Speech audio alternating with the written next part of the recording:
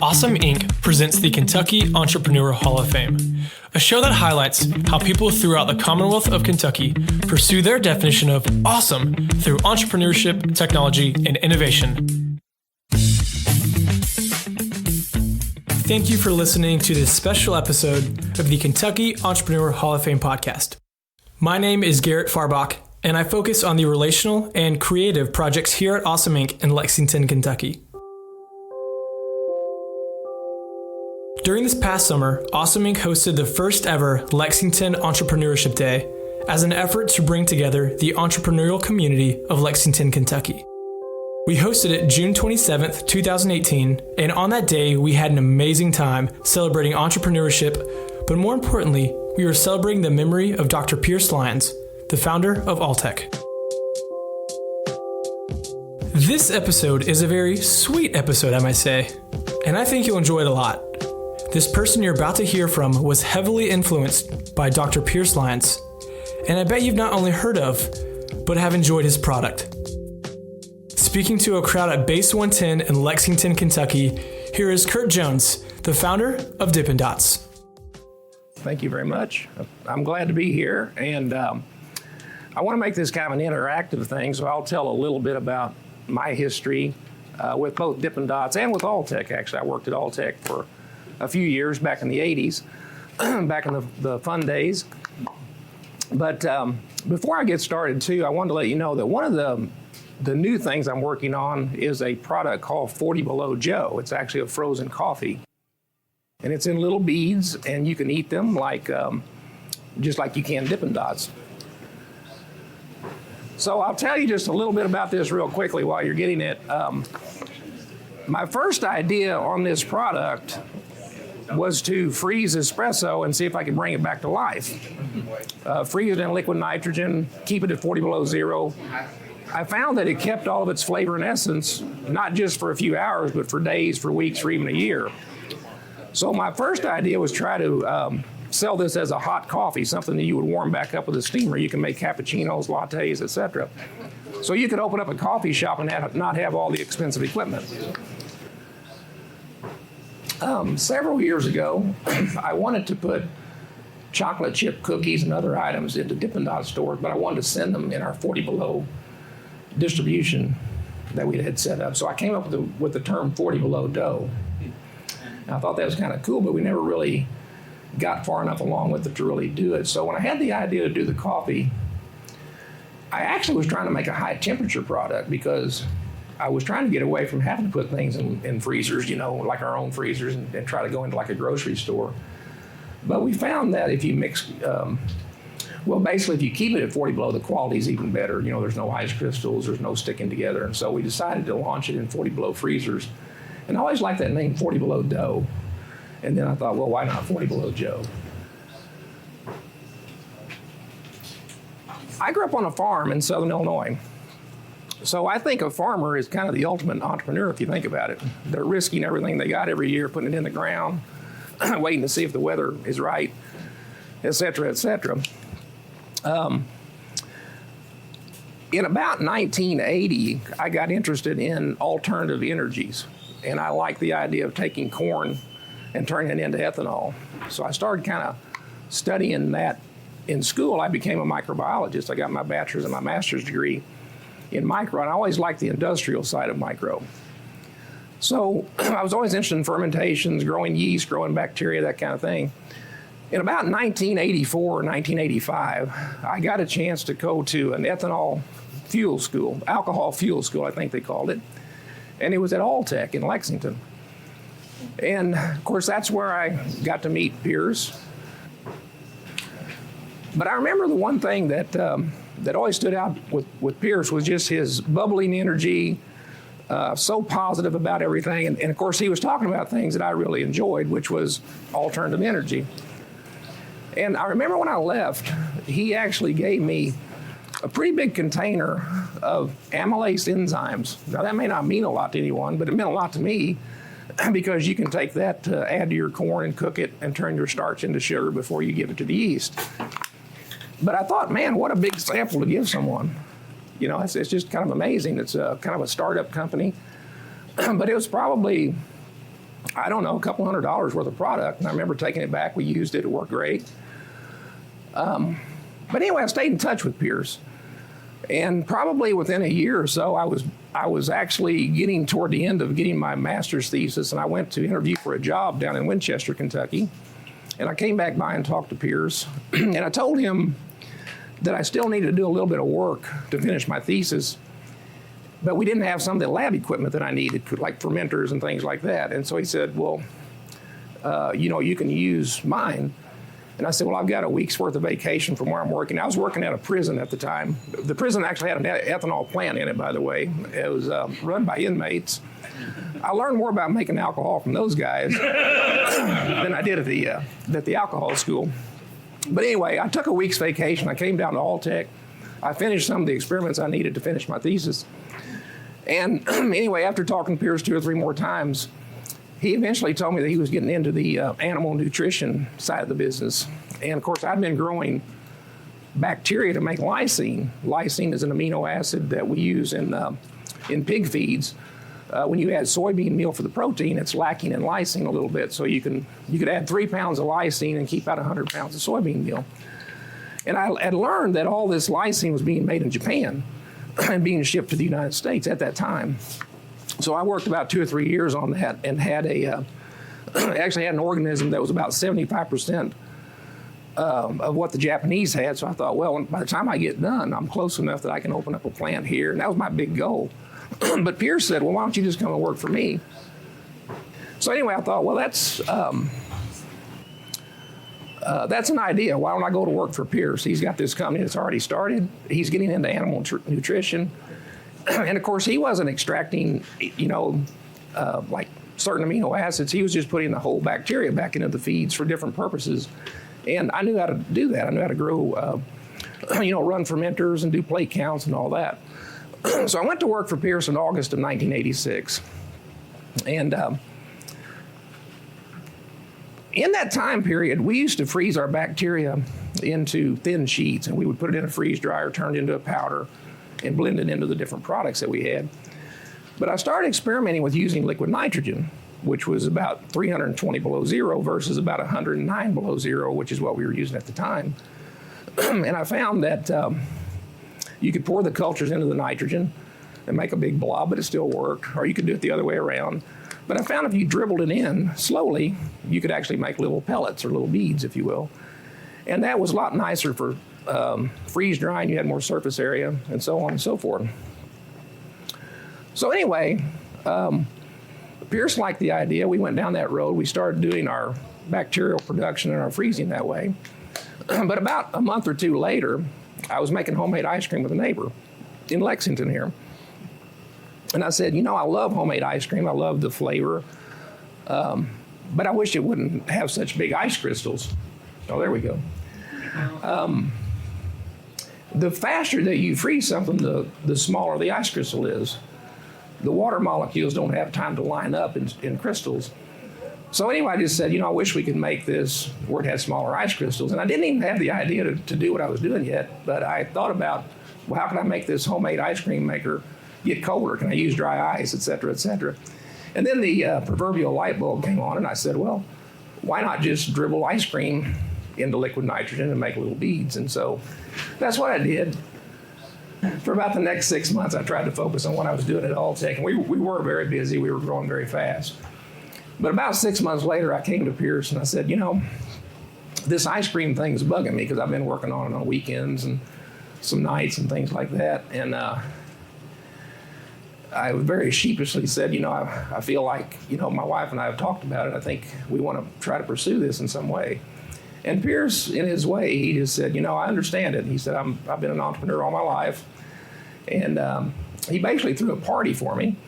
And he bought me a briefcase and sent me out the door with, basically anytime you need help, come and let me know, stay in touch, basically. So the 2 things that he told me before I left, I'll always remember it. He said that if you can, basically make something for $1 and sell it for $2, if you can basically, as far as your cost of goods, your direct labor costs, He said, if you can keep that 50% margin or better, he said, you'll have money dancing in your backyard.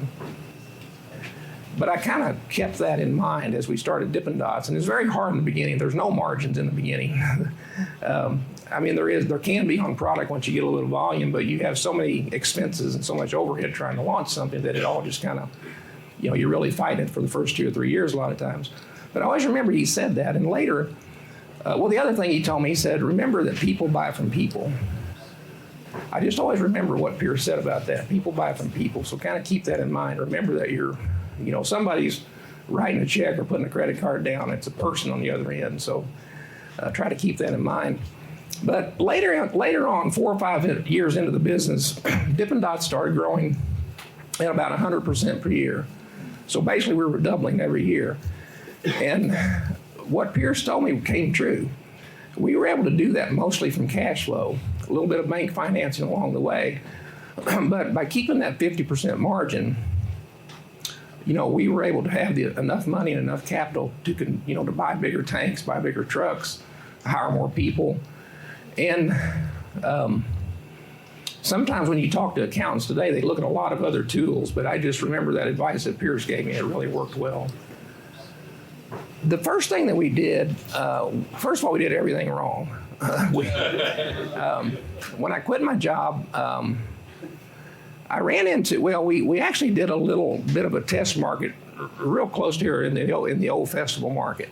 I don't know if you know where that is or not, but it's right here on the same area that we're in generally. For about 2 weekends, basically, we gave out samples and even sold a few, cups for like 89 cents or something like that, just kind of getting people's reaction to it.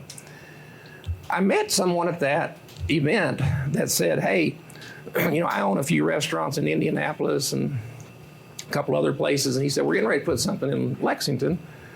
And there's a spot open right beside where I'm at. We could build out a store and do a Dippin Dots store. So we assumed that he was an expert in what he did. And so I took about half of my life savings at that point and gave it to him in the form of a check. And man, I didn't see much of him once I wrote that check. So we were supposed, and I quit my job in the middle of the winter to go into the ice cream business. So I quit on November 15th, I quit my job. We were supposed to be open by the end of the year, by Christmas. Well, man, we didn't even have, the shell was still like, everything just slowed down once he got that check. Well, anyway, the guy had basically skipped town with our money. He got a few people started. We ended up getting this thing open on March the 18th. That's how far behind we were. So at that time, we had no money left to do any advertising or anything. Fortunately, we got a couple of news stations that got interested in what we were doing. They did a couple pieces on us. So it gave us enough exposure to get through the summer. And finally, at the end of the year, we decided that sales in that store, what it did for us, it was a total failure on a financial side, but it gave us a chance. I made product there. I had a 300-gallon liquid nitrogen tank. I was able to develop a lot of the flavors, a lot of the branding for Dippin Dots. And then we went and got an appointment with Opryland Theme Park in Nashville, Tennessee. Opryland was about the size of a Six Flags park back then, and they were very interested in it. So in 1989, we opened up in our first amusement park. And I literally decided to move back to Illinois because they told me that they projected that they would sell about 100 gallons a day. Well, my machine in the back of my store would make 4 gallons an hour. So I did the math. I thought, that's not going to work. So we knew we had to have a bigger machine, a little bit bigger place to work out of. So I turned my old garage back in Illinois into an ice cream plant. And we started wholesaling from there. Opryland did not sell 100 gallons a day. They probably sold about a gallon a day. But nobody knew what it was, So we tried it again the second year. We actually came up with the kiosk concept, which you see a lot in theme parks today. We thought, well, we'll get it out into the crowd. And Opryland was great to work with. They didn't know what was going on either. It's like people should love this product, but nobody's buying it. So we put it in a kiosk, and the days that you would go out and actually sample it a little bit, you would get some sales, but we weren't running the park at that time. They were. And so they didn't really have any incentive to work really hard behind a Dippin Dots kiosk and try to answer questions and all that. So I finally got that letter that said, we like you, but come get your equipment. This was after 2 years. We were totally broke at this point. But one of the guys that worked there, he said, I'm going to try to get you in to see the new food service supervisors coming in this year. And it just so happened the guy came from the merchandising side of the park. And he said, look, I've heard that you got this great product, but it just didn't sell here. He said, would you be interested in coming in and running it yourself? I said, I'd love to. I didn't know if we could make it work, but we had some success at some state fairs and places where, if you had a crowd of people, you could give out little samples and people would come back around and buy it. So when we opened up in that third year, we had to come up with about $15,000 or $20,000 to build out this little space. It was next to the petting zoo in Opryland. And I remember putting the menu board up the night before we opened, and it was snowing. But the next day, we still sold $300 worth of ice cream. And then on that Sunday, that was a Saturday, on Sunday we sold $800. I thought, wow, this is more than we sold any day last year, and it's like 50 degrees outside. So we had a lot of success that year. We sold about $365,000 worth of ice cream. And I learned two things from that. I learned that we had created what they call additional spending for the theme park. So that $365,000, their ice cream sales overall had only gone down $90,000. Now we were paying like 25% of the sales or something like that, but it shows that you can increase the spending. And the other term that I use, a theme park term, is called per caps. So that means they look at everybody that comes through the park and they say, if you have 10,000 people, for example, and you sell $1,000 worth of something, and you basically had a 10-cent per cap on that item. So we learned that Dippin Dots, the goal at that time was to get it up to about between a 5 and 10 cent per cap. So we were able to do that and actually exceed that. And later on, as Dippin Dots became popular, we had some theme parks that were approaching almost $1 per cap. We became, one of the best-selling items in a lot of theme parks, but it took many years to get to that point. But that's kind of how Dippin Dots established its brand, is through theme parks. And the last thing I'll say about our sales is probably about 6 or 7 years ago, we were going to we basically in Nashville, we'd opened a few stores in Nashville, and that's where I actually started playing around with the coffee a little bit. I wanted to put coffee in my Dippin' Dot stores. But we also started doing a thing where we started putting the little freezers like you see back there into more local markets. The reason that we could do that is because these theme parks had established this high price, basically. So if you bought a cup of ice cream at Six Flags back in 2005 for $4, we were probably giving it to them for like 75 or 80 cents. So they were seeing most of the margin. So we decided that we would go into some of the local markets and try to get a little bit of that margin as well. So we kind of started what we call a distribution model, for Dippin Dots. And that's something that's really helped the company the last few years, is getting these little freezers out. There's probably close to 15,000 of these little Dippin Dot freezers out. And there's still a lot of room to grow with that. Like I said earlier, I grew up on a farm, so I was somewhat used to not having a lot of extra money laying around. And I lived with my parents, but also my grandfather lived with us. And my grandfather was really like a great entrepreneur himself. He would do all kind of things besides farm work to try to make money. We even grew broom corn when I barely remember, so I can't say that I really participated. I just remember seeing it. But my granddad made brooms on the side. He had all the broom making equipment, so he would do that during the winter. Just always trying to do something to make a little extra money. So I kind of grew up used to not, having to kind of scrape and scratch a little bit. My family did get involved. My dad, he did end up mortgaging our farm at one time to get a $30,000 loan. Well, that scared me to death, because that's the last thing I wanted to do, was to quit a job. I got a master's degree in microbiology. I quit a job. We've used all of our savings, which, we didn't have a ton. We probably had $10,000 or $15,000 in savings, and we sold a car and all that. But now my dad's wanting to mortgage his farm, and that really scared me to death. But it also was like, there's no way we're going to quit on this. We're going to get this going. I think as a startup, there's so many things you're hit with that you didn't plan for. And there's a lot of expenses to starting a business. So I don't want to sound negative, because I think I think entrepreneurs is what really drives the country, to be honest with you. I mean, all the new businesses that we've created over the last 20 or 30 years, I think is why the economy does so well. But it can be tough. The mental part of it is the hardest part. I mean, I think you just have to have a no-quit attitude. You have to be willing to work 24 hours that day if you need to, whatever you need to do to get the money in before the bill, has to be paid. There's a lot of, and a lot of you will find out, or you may already know. I mean, cash flow is one of the most important things to a business. I mean, profitability is great, and you want that, but it's really how do I lengthen my runway? But I look at business kind of like a sport. And there is a time clock running, because every day that you're in business, you have overhead, you have expenses. And so you have to, even if you got the greatest thing in the world getting ready to come out and it's going to have all these great margins, you've got to figure out how to buy enough time to get this out, to get it start producing and bring in the sales. So there's a lot to it. It's very tough. What I tell people, if they're thinking about starting a business, usually you have either a product or a service. Be your hardest critic. Like, ask yourself 24 hours later, was that really a good idea? So in other words, I think if you're going to start a business, you don't want to become an entrepreneur just to be an entrepreneur. You really have to have something that's sellable. And some people can sell a product that's not even good. But I think you really got to, in your own mind, you've got to really be convinced that what you're offering to the public is something that they will eventually pay money for. And so, so how do you create that story? Well, like I said, Dippin Dots was, I think, unique enough that it kind of had its own story, had its own mystique.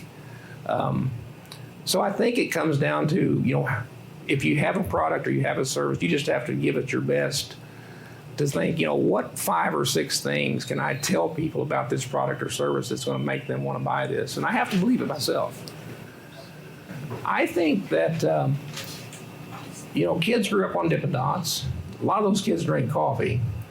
So we think with the edible product, we think probably where we say Dippin Dots was kind of an 8 to 18-year-old, kind of your main market, I think this is probably skewed older than that. And we actually have a lot of adults that actually like this product because they're coffee drinkers. So I think probably anywhere from 15 to 35 might be our main market. I mean, I think it's still too early to tell. We do know that we put it in a Grand Canyon University out in Phoenix, Arizona, back in January. And I know they sold probably about 1,000 cups in the first couple months. And so we know that the college age is a good crowd to go after. So that's one of our targets, is to get into more universities like coffee shops, gift shops. But we think it also can work in theme parks, because now you can get a little caffeine kick in the afternoon.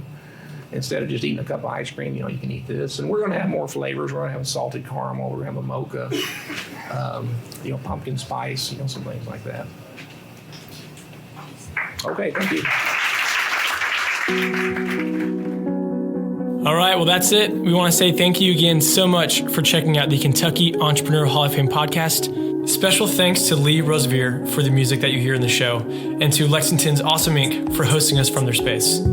Again, I'm Garrett Farbach. Make sure to check back and tune in next time. We'll see you then.